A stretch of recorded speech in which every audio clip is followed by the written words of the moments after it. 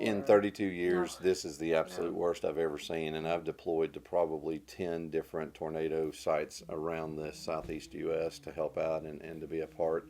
And this is the worst I've ever seen.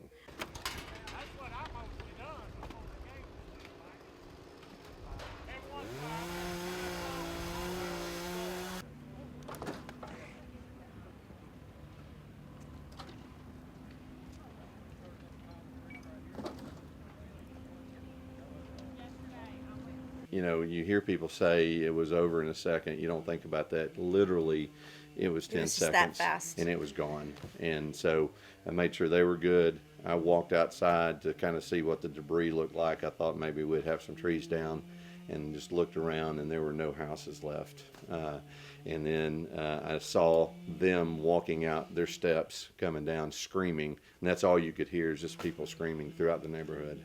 Cell, I assume, right? Yes, and that's the 4-7. We'll send you a link to.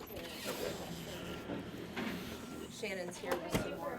And then their neighbors followed them, and their neighbors followed them, and we ended up with a house full of muddy people in their pajamas. Yeah, Just terrified. We became the collection point because we were the only house standing.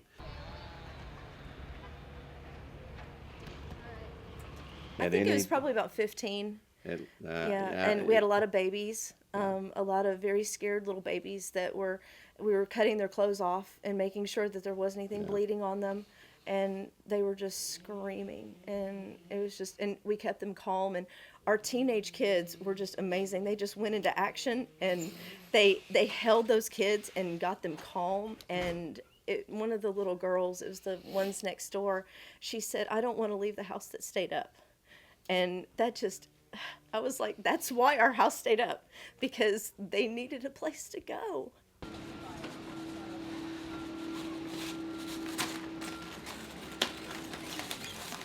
The heartbreaking thing at this point is that, I mean, we're friends with most everybody in the neighborhood, and so all of the lives that have been lost, it's just, it's unbelievable, it's unfathomable, and it hurts. It was difficult to sleep last night.